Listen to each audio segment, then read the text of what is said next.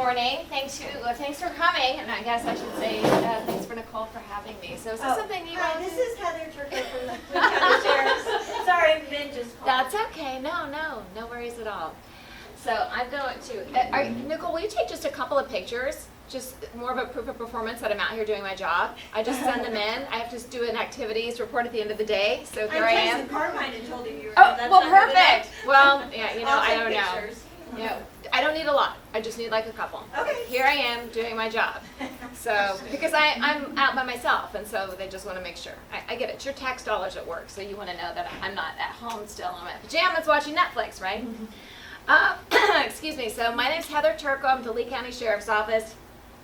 This is my 5th year with the Sheriff's Office. Before that, I did 20 years here in town on NBC2. I was a reporter, news anchor, and broadcasting 23 years total.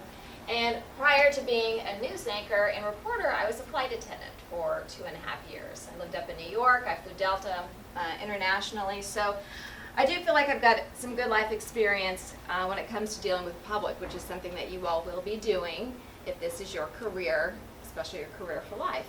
And some of the things we're going to talk about today, I would say most of them are common sense. Like, yeah, I know that. Yeah, I know that. But we really don't have a class on common sense.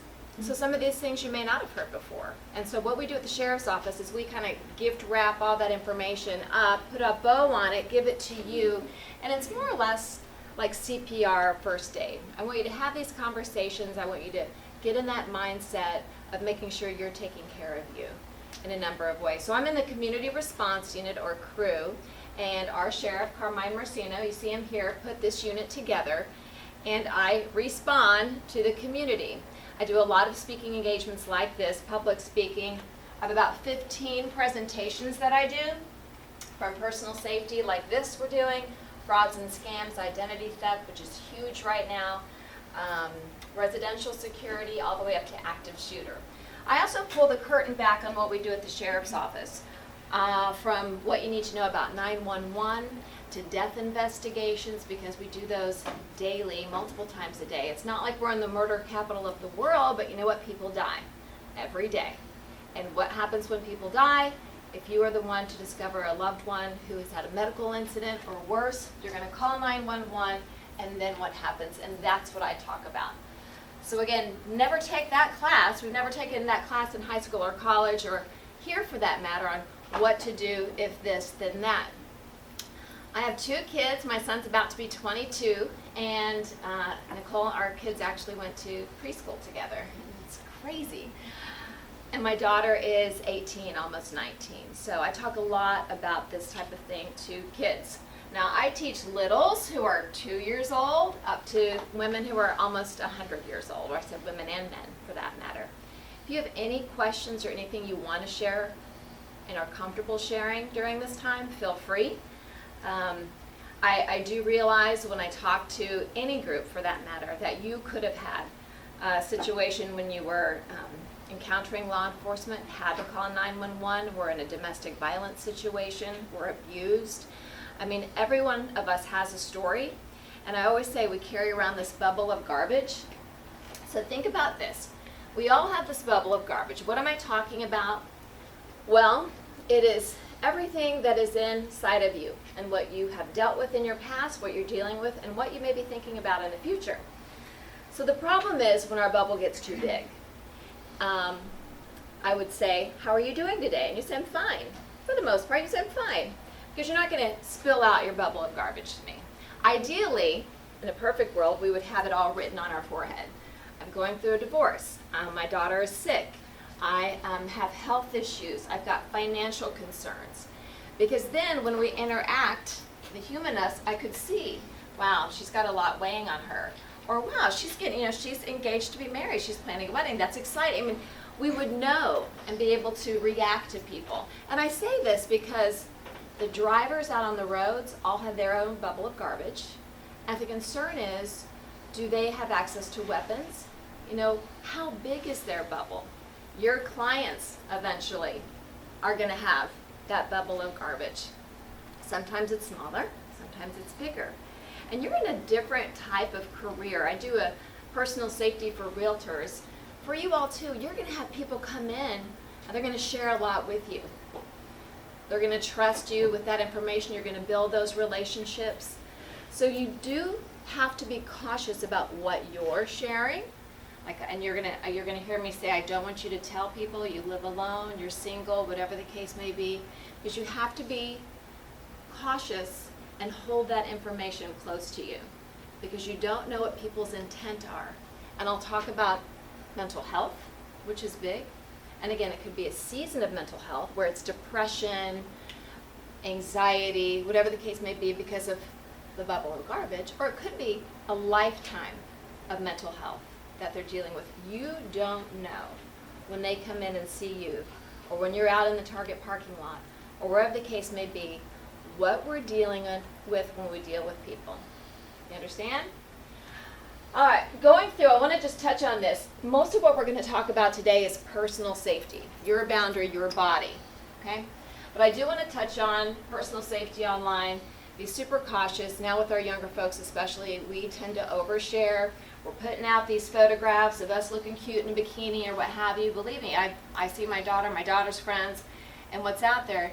Just be very cautious what kind of footprint you're leaving online. Make sure your privacy settings are such so we don't have the random people who can see your images. Okay? Important. I did a big presentation for 250 students at FGCU, Student Athletes Co-ed. And our young people, you all included, we're just in a different day and time now. It's just different.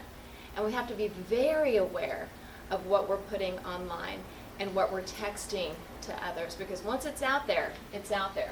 So pause before posting. You just have to know that if you don't want it out there, don't put it out there. And that's to even like venting about maybe your instructor or your boss. I have seen people lose their jobs by them just venting, and it could be on Snapchat. People grab that stuff, and if there's someone has bad intentions or their bubble is big and they're envious of you or they want to take you down or others down, it happens. I've seen it firsthand. So pause before posting, protect your privacy, get familiar with those privacy settings, and avoid oversharing. And that's in any capacity. And we'll talk more about that. Less is better. I know, and you all have to understand, and I hope you're getting the message out, because social media is contributing to mental health issues. That is a highlight reel of everybody's life. Believe me, I feel it too when I go through. Well, I'm not in the Bahamas. I'm not on Marco Island sipping champagne in the sand. We all see that. You have to know that is not reality. That is not reality. Reality is all the crap that's on our floor, the dirty clothes. I mean, it's life. It's messy. Share that if you want to share anything, and let people know that, let's just keep it real. Okay. So, if any of you have played sports, anybody play sports in here at all? Okay, a few of you. Well, in any kind of sporting event, it's 90% mental, and 10% skill, physical.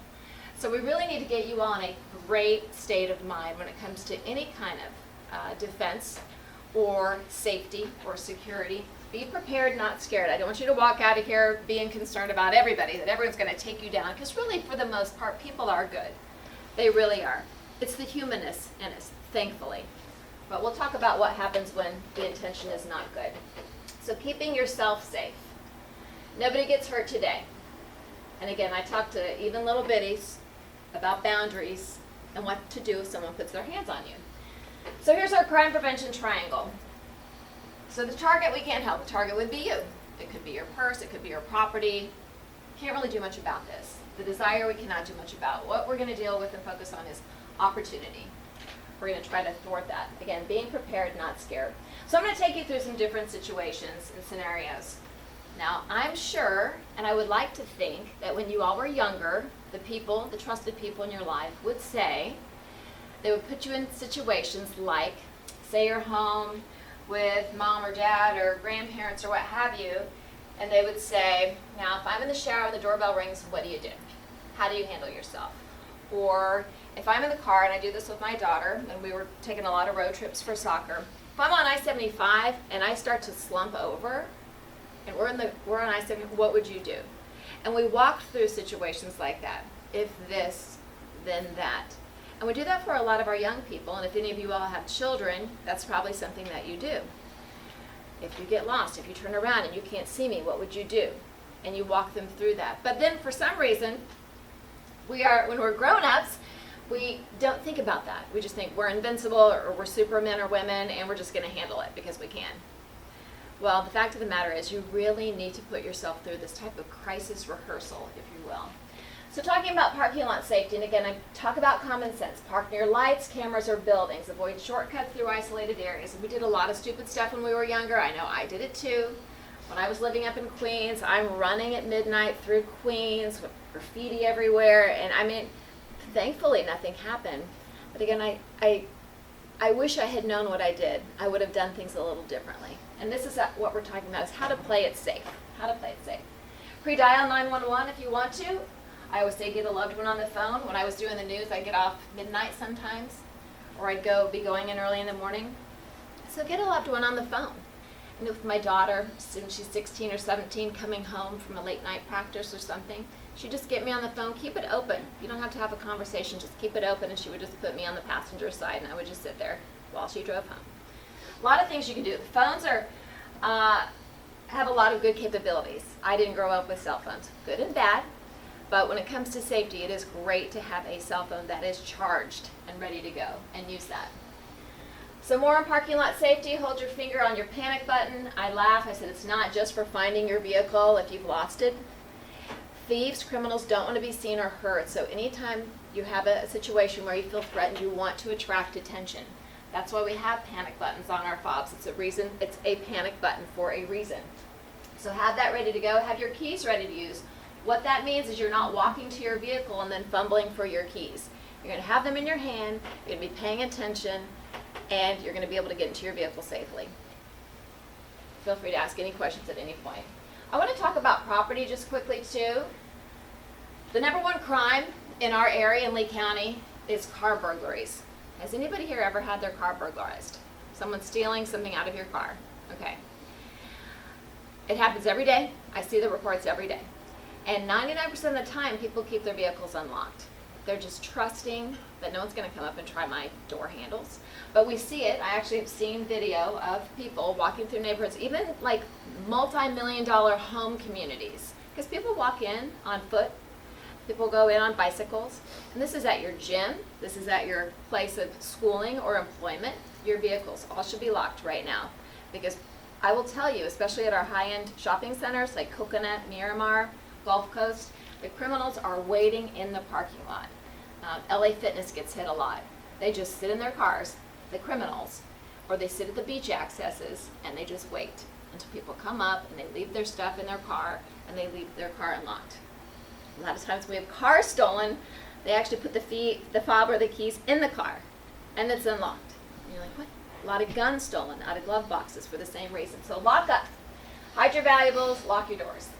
I just like this image because it shows some guy was in smash and grab mode. They got 100 purses. So this is really a thing. If you all have any bicycles, lock those up. Lock up your property. Remember, we're moving that opportunity. Let's talk about awareness, situational awareness. So a lot of our young people are walking around oblivious. Their noses are down on their phones. They have no idea what's going on around them. So I encourage you when you're out in public to be aware of what's going on around you. Check your phone if you're in a safe place, doors locked, and you feel comfortable doing that way. I'd like you to be aware. That's where we want to live. We want to live in a state of awareness. Alert and engaged, some other opportunities here. Again, that's just, so you may see something or hear something, so you're super paying attention, then maybe gunshots we would hear, like gunfire. That's where we would be engaged. So we want to live in aware, in yellow. Living in yellow, be alert, engaging, and looking people in their eyes. Now, you all will know now with this job that you have to engage. Now, some stylists don't talk as much as others. Some talk a whole lot. And it doesn't matter either way. But engaging is key because criminals don't like to be seen or heard, like I mentioned. So what does that mean? That means when you are in your Walmart parking lot or you're at Target or you're going out to dinner in a parking lot, you're going to just engage. Now, I get it. you're probably nice to people all day long. And being nice is exhausting, right? So you may be wanting to run to Publix just to get some food, and you don't want to deal with anybody in the parking lot. You don't, but I'm going to tell you something though. We want you to not look like a victim. So when you engage, it's just paying attention. It's just eyes on. You know, you can greet if you want to. How you doing? It's a nod. It's just eyes on. We're not going to look down and look away. We don't want to look like a victim. They've actually done studies where they have shown violent criminal offenders, convicted offenders, videos of people walking. Old, young, men, women, and they all pick out the same type of victim. The one who's not paying attention. Chin up, looking confident. Someone who's shuffling along, not paying attention, you know. That's when they're going to grab that purse, or you, maybe worse. So that's the key here, not looking like a victim. I'm a runner, and so I would run on a Saturday morning, and I would come across 6 landscapers, you know, working on a, you know, either in my community or working on someone's home. And back before my training, I would look down, maybe run a little faster, avoid. I would avoid engaging until I got this training. So now, when I run and I see my landscapers, good morning, how you doing? Or just a wave. And I'm not flirting. Hey, no. We're not flirting unless you want to. That's on you. But it's just authoritative greeting, acknowledging, I see you. Now, my landscapers are probably great people. You know, brothers, fathers, doing their job. But I know that sometimes we can get intimidated when there's one of us and many of them. So I want to take that out. And so, honestly, they're shocked. Oh, look at this little chick like running, and she's just greeted me. But it's nice, and it also builds a spirit of community. So do remember, when you are in a gated community, or even if you just have an arm, or whatever your neighborhood situation is, we have strangers on our roads all the time. And I'll go back to my multi-million-dollar, you know, gated communities. They're like, no, we're safe. We got a gate attendant, we're good. Well, no. Because again, we're inviting landscapers in, people delivering furniture, working on our refrigerators and our air conditioners. Do we know what their bubble of garbage is? No. They see you, they see your property, that nice bicycle or whatever the case may be, and they think they're not going to miss it. I could do something with that. So engaging, important. Scanning in front of and behind you, looking for possible danger. Where would you escape? And I say this because I want you to know your buildings. When you go to a restaurant, the food server doesn't come over and say, or the hostess, here's your chips and salsa, here's your water, and by the way, if a violent situation breaks out, you're going to go right there, and the kitchen's that direction. No. So that's up to you. I always say you need to be your own advocate. You are the first responder to yourself or what may be happening around you. And then you call us, and then we'll respond. But you need to be aware. So on a plane, you guys have been on airplanes? Flight attendants tell you where the exits are. And I hope you are paying attention to those flight attendants and not just down in your phone or in your magazine or book or what have you. Because if that plane fills up with smoke, I hope you have counted 9 rows to the window exits. So it fills up with smoke, you're down on the ground, you can count your 10 rows and you can get out safely. So I'll remind you, being a flight attendant is not just about peanuts and pretzels. It's a lot of that, but it is being ready to evacuate a plane, dealing with hijackers and things like that. So you are your own advocate. All right. Where would you escape? And I say that even if, like, in this building. I don't know, Nicole, if you have any drills or you have a plan, something weird's going on, what your reporting is. We'll talk more about that. So displaying strong body language, walking with a purpose, head up, walk quickly, free of bags if possible. Confidence, awareness, again, making eye contact if you can, but I am confident. Basically, it's a don't mess with me. I see you, be alert, crisis rehearsal, don't mess with me, you are on my radar. Or you can be like, don't F with me, dude. Or what have you. You just have to have that. And even if you don't feel confident, fake it. Fake it. Trust your intuition. We all have it. And I know this because after we have a violent something happen, we talk to the witnesses or the people involved and say, yeah, I thought something was up with him. Something seemed a little off. It kind of creeped me out. Like we had, did you all read about the young lady who was in California in the shop? And the guy walks in, she got a funny feeling, texted a friend, this guy's creeping me out, and he ended up stabbing her and killing her. Okay? I would never want one person in a store like that, especially California because they're having a lot of crime issues. That's when we talk about panic buttons, and I work with like places of employment. You know, the young person working at 7-Eleven, I'm just sharing this with you, but panic buttons are good. So our folks at 7-Eleven, they have a portable panic button. So they have to go to the bathroom. Sometimes they're by themselves. So it's a way that they can get help right away, which is what I would have wanted to see her do. But it happened so quickly, I don't even know if that would have helped. But if you're alone, and I'm just sharing this off, you can lock your door. Have people buzz in, you know, see what the nature is, what they want. And I would suggest that at your home too. All right, moving on. Street safety. If you're lost, remain calm and confident. Trust your instincts. Tell loved ones where you're going and when you expect to return. Don't break your stride if you are approached. I've been in a situation where there's just some dude hanging out on the road where I'm running and I'm looking at him and where I'll have those few seconds to process what is he doing, why is he waiting for somebody, what's happening there, and I would just cross the road and go down the other side of the road. Something as simple as that. If I'm running and I pass somebody like that, I sure will look back and make sure that they are continuing on their way, or if they're on a bicycle or what have you. It's just being aware. Staying alert, can you hear? And a lot of us listen to our headphones, but making sure you can hear. I also have a plan when I'm running. Someone jumps out of the shrubs, what am I going to do? And it's just that crisis rehearsal. It's just that moment.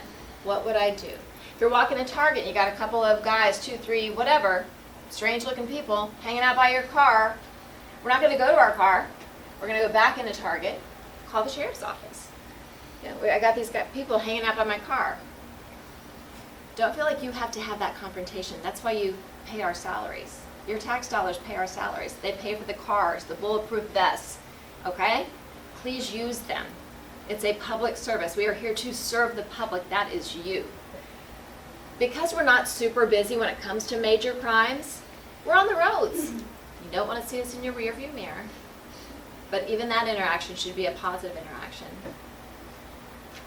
But call us if you ever feel threatened, or maybe it's gotten dark here, or you're by yourself. That's why I say walk with a friend, and we'll talk more about that here. All right, safety in your car. Lock your doors. Yes, everybody locks their doors when they get in. Sometimes the door's automatically locked, but I want you driving around with your doors locked. Spacing, something called tactical spacing. That is where you see the wheels of the car in front of you. So why is it, I don't know, but I was guilty of it as well, we inch up on the bumper in front of us because we think we're going to get there faster. I don't know. It's just a bad habit.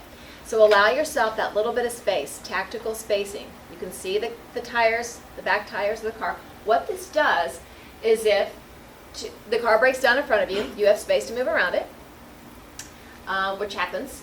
Or maybe someone is going to threaten you, and there are 2 guys in the car, they can see that you're by yourself, that maybe they just want to rob you or take your vehicle. They jump out of the car and approach you, you have space to get out. So tactical spacing. I had a woman the other day, she was an older lady. She said that a guy in a pickup truck was kind of driving, I guess aggressively, if you will. And our older folks, I do a whole seniors driving safely. Our older folks tend to not drive as aggressively. There are all types of people on the road.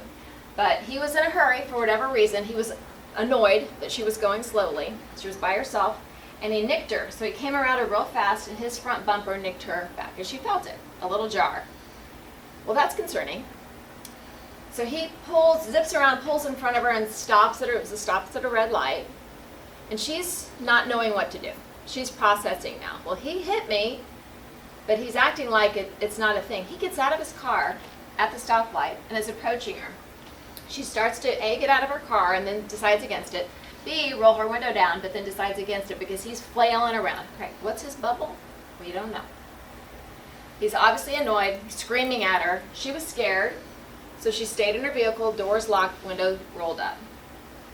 He eventually got back in his car and he took off. And maybe he just wanted to give her, just yell and scream at her for whatever reason. Maybe it made him feel better. Now her vehicle's already been hit, but we're not going to worry about that. Insurance will take care of that. She said, "What should I have done, Heather? I didn't know what to do." And she was very shaken up. I said, "All right.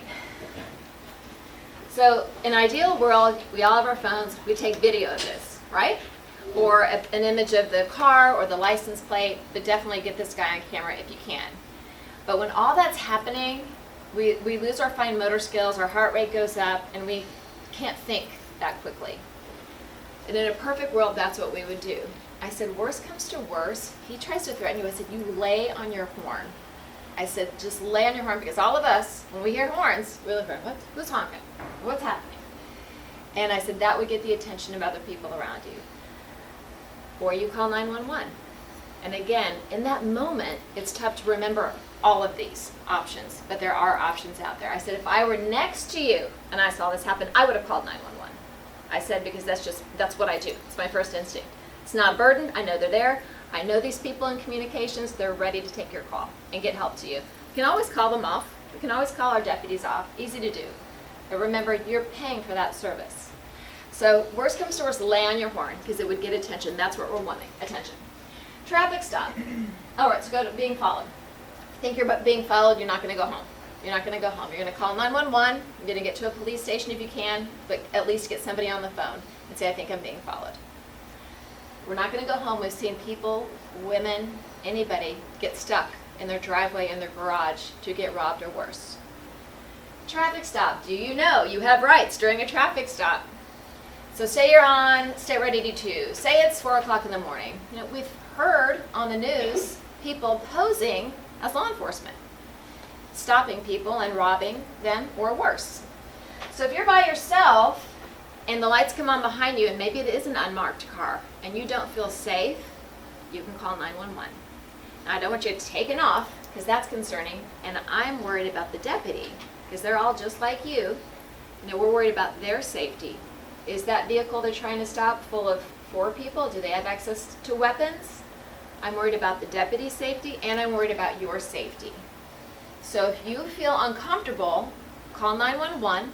Hey, I'm on State Road 82. I'm heading north. I'm almost to Colonial. I've got lights on me right now. I don't feel like I was doing anything wrong. Is this a safe stop? Do you have somebody there? We can see where everybody is. We can then get with our dispatchers and we can say, yes, we do have a deputy there behind you, you know, and then we can tell the deputy she's by herself, she's just worried, she just wants to make sure you are who you say you are. We wanted a safe traffic stop for everybody. You guys know that you have those rights to do that? Yeah. We don't take a class on it, but again, we're worried about everybody and concerned that everybody gets home safely that night. So I would suggest just tapping on your brakes, calling 911. Is this a legitimate stop? And then making the stop safe for everybody. Car breaks down. We're going to use our phone to call for help. You're going to stay in the vehicle, doors locked. Now you may have a good Samaritan jump out of their car and offer to help you, but do we know their bubble? They may be legitimately on the up and up. They may be just a great guy and they're going to stop and help you. I don't know that for a fact. So if you roll your window down, it's going to be this much. You're not going to roll it all the way down. Stay in your vehicle if it's in a safe place and call for help, wait for help. Worst comes to worst, you're going to call us and we're going to arrive and help you. Make sure you get home. Any questions there? Okay. Just like you've heard on the news, the stories about up on the airplanes, a lot of air rage that we've been seeing, same thing happens here. Bubble of garbage, access to weapons. I can't tell you, even our older folks, they will get ticked off. Listen, we make mistakes. Sometimes I pulled out in front of people and I'm like, oh, like I shouldn't have pulled out. Like they were going too fast. I didn't realize that. My depth was off, or I wasn't paying attention like I should have been. So we make mistakes. Other drivers make mistakes. Let's not do this. People die over this. And we've seen it. We've seen it in the news. We are going to disengage. We are going to let the ego go. We're going to let them have their day. I just had these folks yesterday going, well, Heather, if we're on 75 and they're just going too fast, they're just going too fast. So I get in front of it. I'm going the speed limit. I'm like, so you're telling me you're trying to inhibit a driver from passing you? You're trying to slow down and go slower? So I said, they're going to get mad. They're going to get mad. Why are we doing that? Well, they're going, if they're driving erratically or recklessly, call us, tell us it's a red pickup truck, blah, blah, blah. We'll stop them. Please don't feel like you.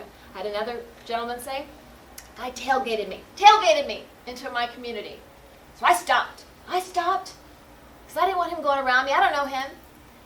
I said, what happened? Oh, he stopped too, and he's throwing F-bombs at me, and I'm throwing F-bombs right back at him. I'm like, why are we doing this?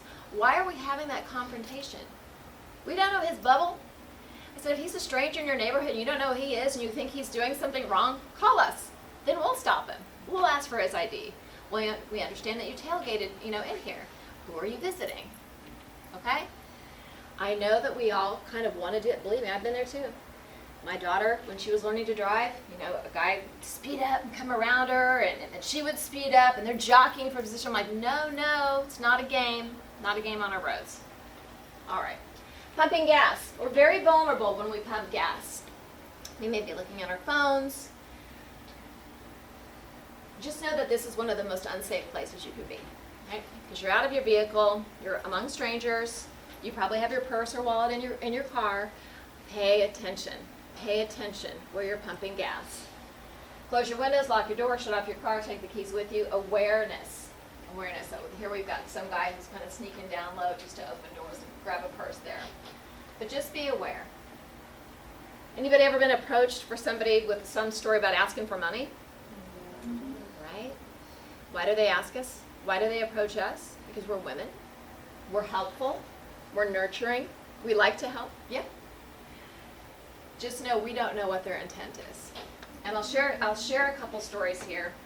I go more in depth when I do some of the self-defense strategies, but we will talk about some of that.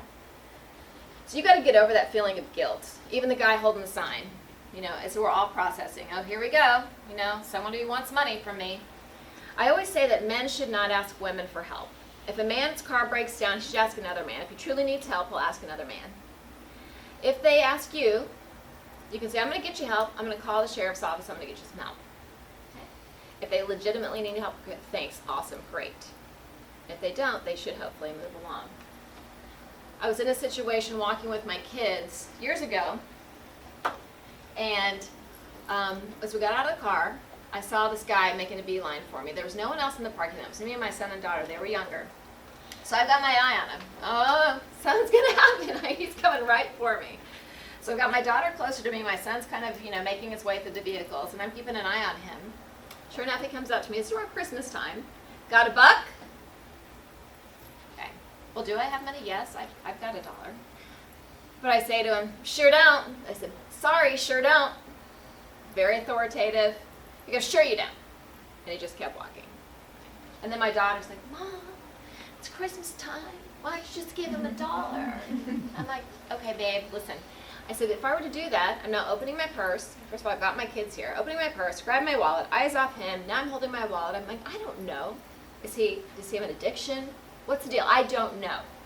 So, do I feel guilty? Yes. But you know what? If you give to your charity of choice, to your house of worship, you're good. You guys are doing good. You're helping people.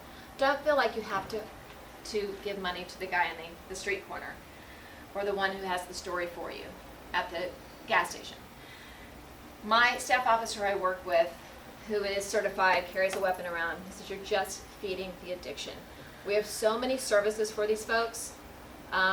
Many times they don't want the services because they have to stay clean or sober to live in these houses and things like that. So there are other ways that you can help. There are other ways you can help. All right, awareness, good. Partying and drink safety, own your drink. We've heard the stories where, someone slips something into your drink. That's a problem. Stay with your friend or group. We're not going to leave them. Other stories we hear. They met somebody. They were going to go home with them or back to the dorm room with them. Not a good idea. If you are dating, meet in public, have a code word. Take a friend to the bar. It doesn't have to sit with you, but can go sit over there at a different table and just keep an eye on you. Have code words, like I said, that you can text your friends if you're like, get me out of here. You know, give me a call that I need to, that you need to help me out somehow. But have a plan. Any questions here? Don't know how many of you all are still in the dating world, but it's super important because we have had problems and that can lead to tragedies. Ride sharing, something I didn't have to deal with as a younger person, although I did take cabs up in New York. Wait inside, what's your name, asking the driver, verifying, take a picture of their tag, take a picture of their car, send it to a loved one. I'm in this car with this guy, here's his tag. Ride with others, ideally sober, and I know that's tough, because why do we take Ubers and Lyfts? Because we've had too much to drink. But I was talking to my college kiddos who are not going to, have a great night at the bar, call our Uber or Lyft, get in the car, here's my address, and go, okay, that's a problem. So what you can do, things that you can do, sit behind the driver. Again, we're engaged. We're not going to say we live alone. We're going to say we got a big boyfriend who works for the sheriff's office. That's what we're going to say if they want to know. Feel free to use that. My brother works for the sheriff's office. My boyfriend, my husband. I had a woman just yesterday come into South District. And I was walking out, and she was walking in. She was so shaken up. She's just a tiny little lady in her 50s. She says, I'm getting these texts from someone, I think he was a landscaper I met with to get some quotes on trees. He's telling me I'm beautiful. I'm uncomfortable. She lives alone. She's divorced.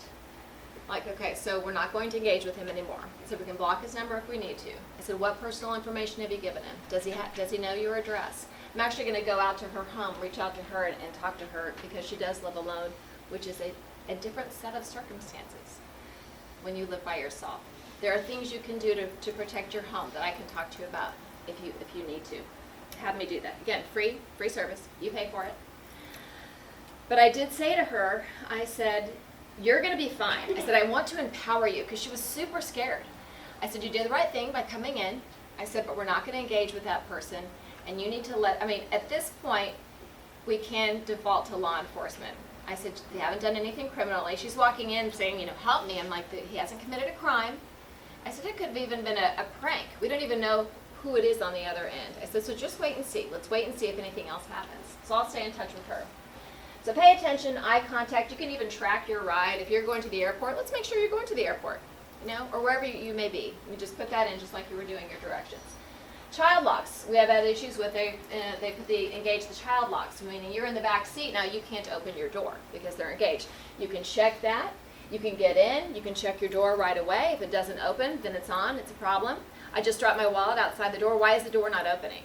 Let's deal with it then, and not while we're driving or where we get to where we need to get. Go with your gut. Driver seems strange. Driver seems odd. We're going to take a different driver. Okay? Bye-bye. I'm just going to cancel this one. I'm going to wait for my girlfriend's going to give me a ride. We're good. Okay? I'm giving you permission, right? Don't get yourself into a situation with someone who seems off. Track your route. Let a friend know. Get on the phone. Get on the phone with someone. Yep. Yeah, Mom. I just got in. Yep. We're here. Okay. Again, thieves don't want, criminals don't want people to know what they're doing and their movements. Be prepared to get out and defend yourself. Stay vigilant. Important. Elevator safety. Who's taking the elevator safety class? No. But common sense. Observe the interior. Are we going to walk in to 5 drunk guys? We're going to walk in by ourselves at a hotel with 5 guys who've been drinking? Probably not. Do you want to deal with that? No. Just take the next one. I got to go get a brochure. I forgot I've got to grab some ice or a cup of coffee. Anything. Walk away. I had that happen. I was waiting for an elevator. 2 guys walked in. Saturday night, I could tell they'd been drinking. I'm like, you know what? I'm just not going to do this right now. Because I'm sure they were fine. I'm sure they would have been friendly because they have liquid courage. I don't want to deal with that. So I just wait. Wait for the next elevator. Stay alert. When in doubt, get out. If attacked, press all the buttons. All of them. Show you. See this woman? She's on her phone. Pretend to be on your phone. Maybe she really is on her phone. She's definitely aware. Okay. What would you do?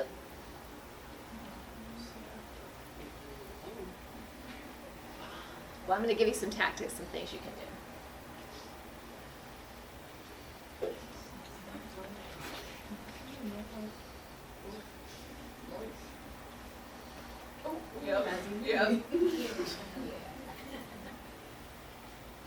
So there you go.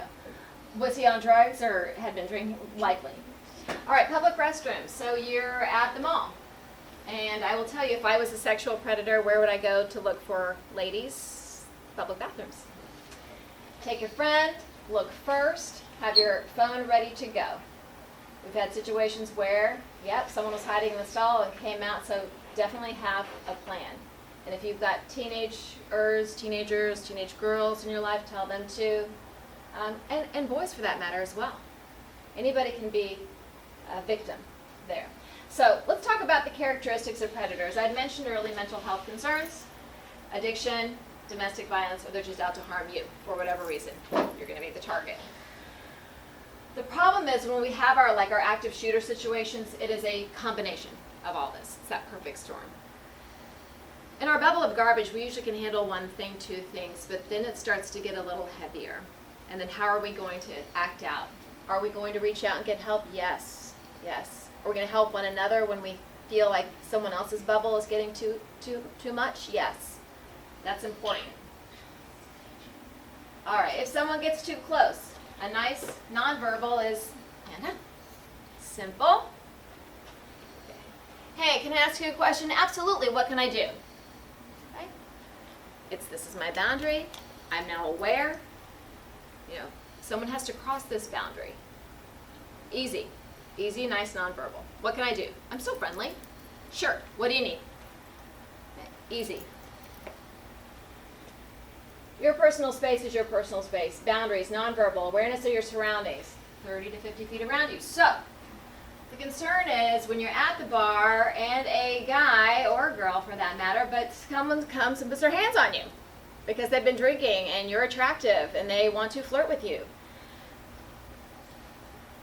And this is where I do like to take a moment and talk about my guys, because in this whole Me Too movement, we have to remember that guys are going to make passes at girls.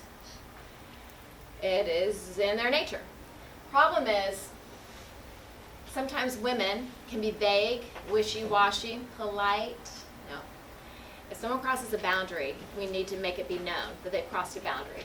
I always offer grace once, but if you do it again, then we have an issue. So I was on an airplane, flying as a passenger with Delta Airlines, and I got a first class seat because they would put their employees in the first class, which is great. I'm 22 years old.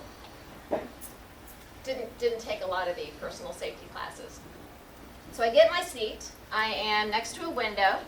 I just come off an international flight. Super excited. I'm going home for the weekend. I'm chatting it up. And a gentleman sitting next to me, and he was probably in his 40s, which at that time was very old, but not anymore. But could have been my dad. But I'm an employee with Delta Airlines. I'm in customer service. I'm friendly. I'm chatty.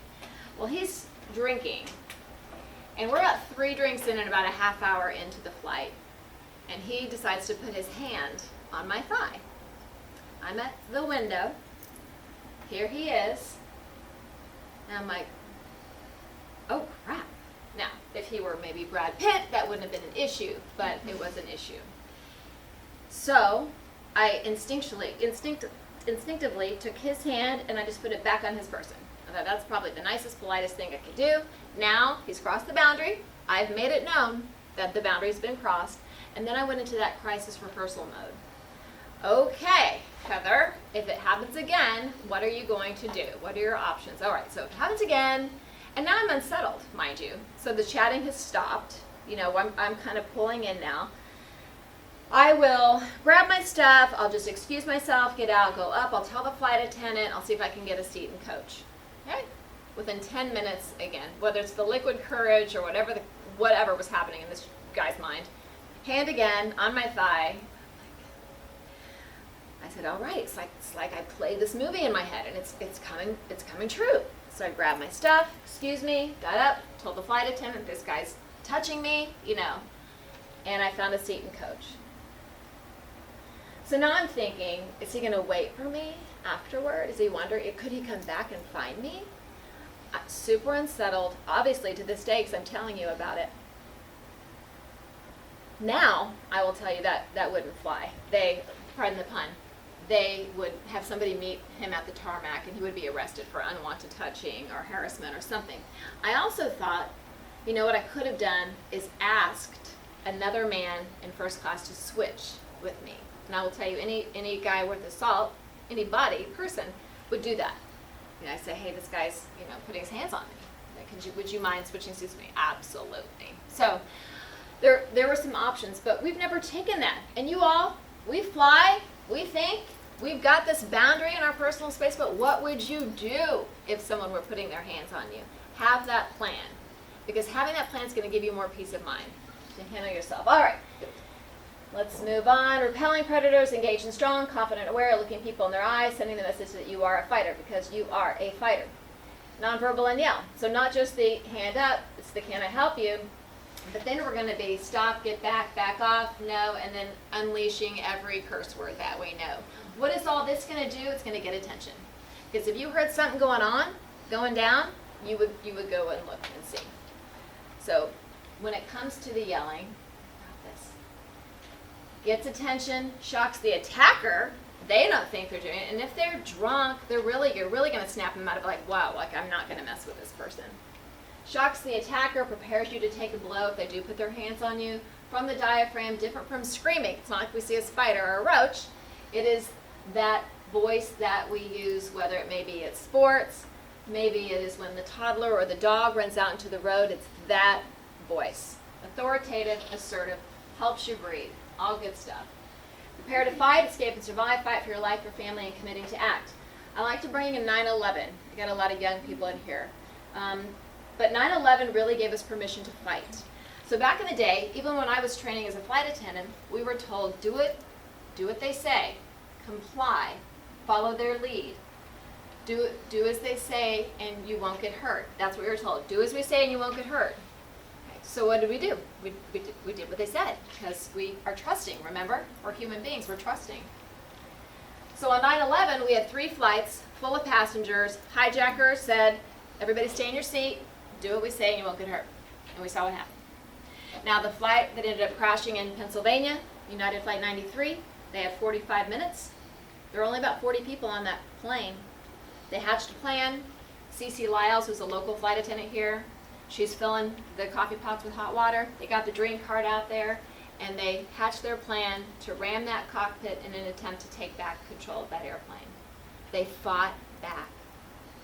Ideally, I'd like to say that they were able to gain control, land the plane. That would have been amazing. But they all died heroes that day because they did save lives. That plane did not make it to its destination. And we see it in active shooter now. They now go for the shooter. Back in the day, everyone ran from the shooter. But now you will have those people who will go throwing stuff, tackling. Could people get hurt? Yes. Could you get hurt if you fight back? Yes. But what else could happen otherwise?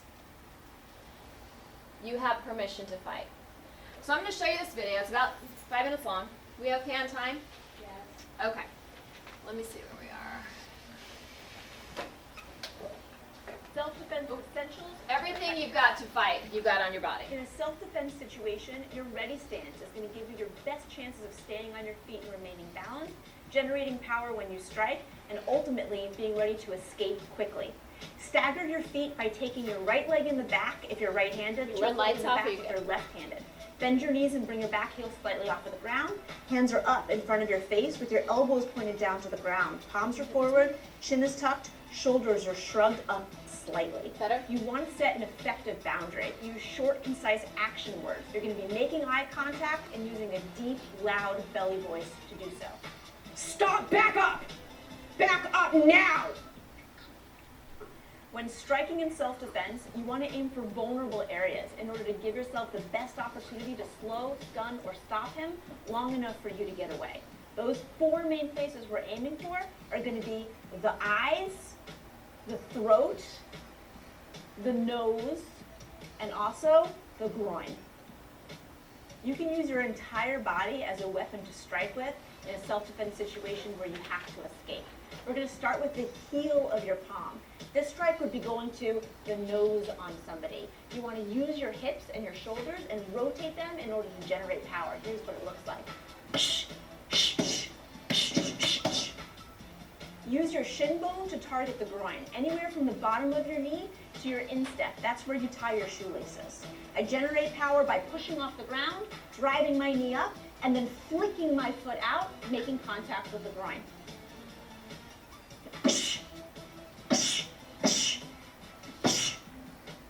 Use elbow strikes to target the throat. You want to fold your arm completely. And if I'm sending a forward elbow to the throat, I'd make contact with the flat part right below the tip of my elbow. Right here. I'm rotating my hips, my shoulders, and my same side foot in order to generate power. If I want to send this elbow behind, I'm going to do the same thing, but I'm going to rotate the opposite foot. This time I'm making contact with the flat part right above the tip of my elbow, right to the throat. Use your knee to strike to the groin if you're close to him or if he's close to you. I fold my leg completely, making contact with the very top of my knee. And this is going to go directly to the groin. I'm going to grab him so that I can increase power, fold the knee, right to the groin.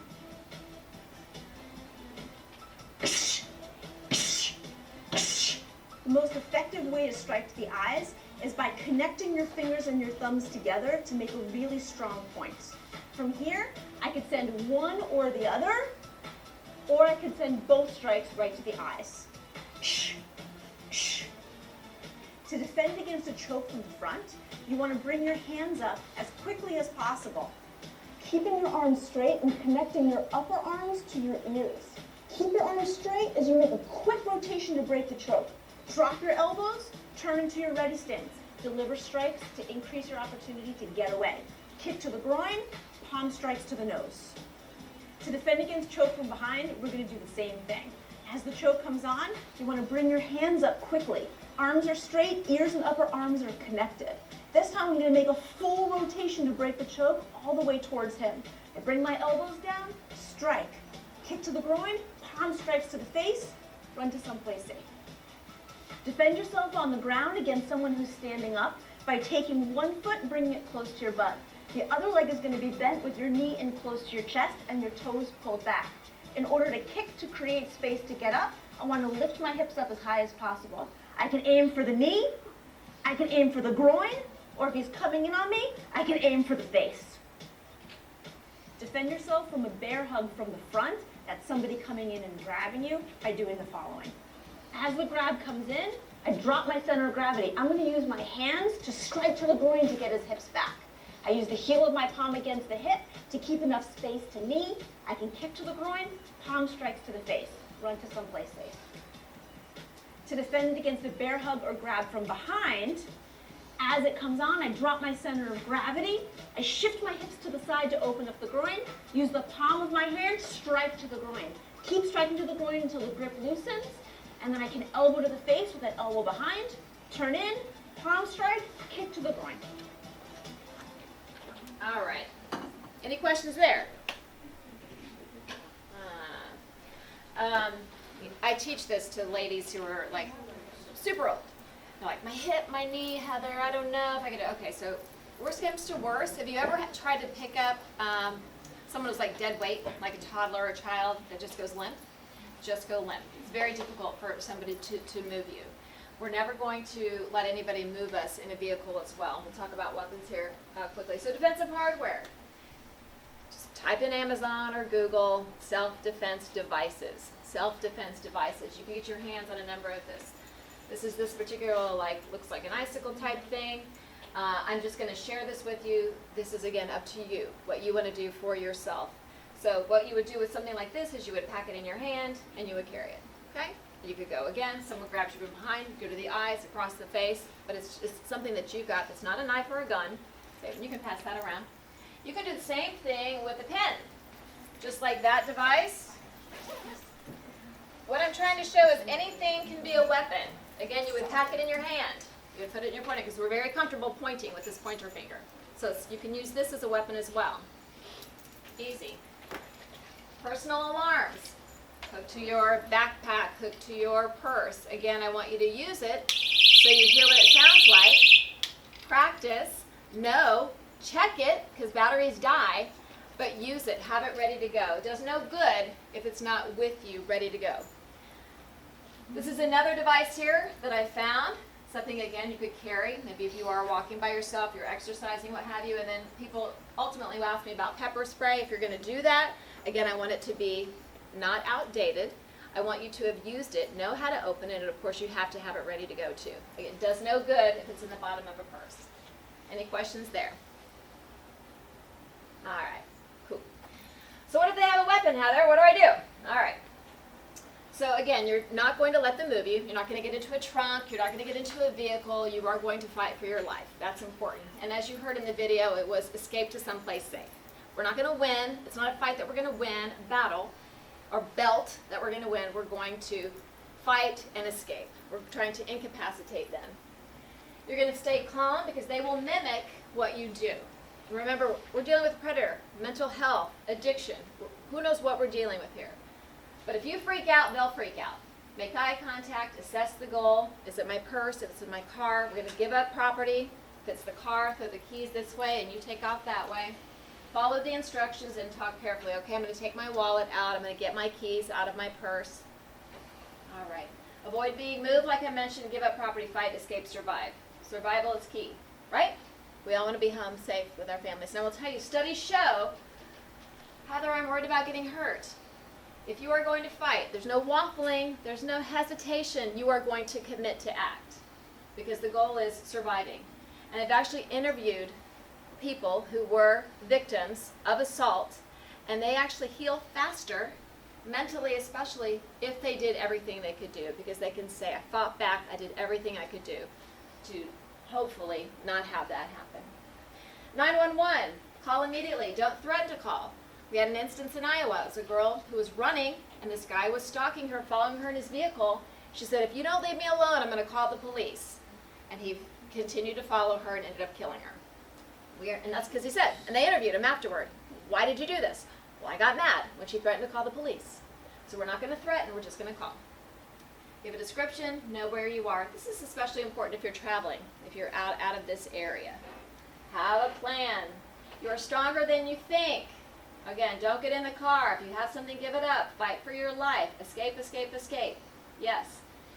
Say you've done everything, and the assault still happens. Medical help, note a description if you can, vehicle and scene, preserve evidence, calm yourself, seek counseling. Remember, it's not your fault. Who knows what that predator was dealing with in their bubble of garbage. And on that note, I do want to say, before I get to this, you probably spend more time with this group here and share more with this group here than maybe even your family members. And you'll find that wherever you go in your place of employment, you'll have those people you trust. So it's important that you're caring for one another and you're acting. If someone's starting to have suicidal thoughts, tendencies, concerns, let's get them help. In many of our active shooter situations, these folks are suicidal. They know there's no going back. They know that they're going to take themselves out or law enforcement's going to do it, or a good Samaritan for that matter. So really stay in tune. If you don't know what to do, go to an instructor. Go to someone you trust. Get help, please. Because we do hear after the fact, I should have done this. I could have done that. It's not going to hurt. The more spirit of community we have, the more love we share, the less we see with criminals. Okay? Happy, healthy people don't commit crimes. Happy, healthy people don't commit crimes. But a lot of us have bubbles. We've got stuff going on. A lot of people are hurting right now. Final thought though. Live happy because life is too short to be anything but happy. Yes. Spread joy. More love, more joy. All good. Any questions from me? You guys were great. We were very attentive, I should say. Well, I appreciate you having me out. And we do other presentations and programs too, so I can get with Nicole and see. Hopefully you learned something today and you feel empowered when you go out and about. And teach others. This is a great topic for friends. If you want that video, I can share that video. Any of this information I can share with you if you want anything sent. And if you have been in a situation before and someone has put their hands on you in a violent manner, I am sorry. I am sorry. No one should ever put their hands on you in a way you don't want them to. All right.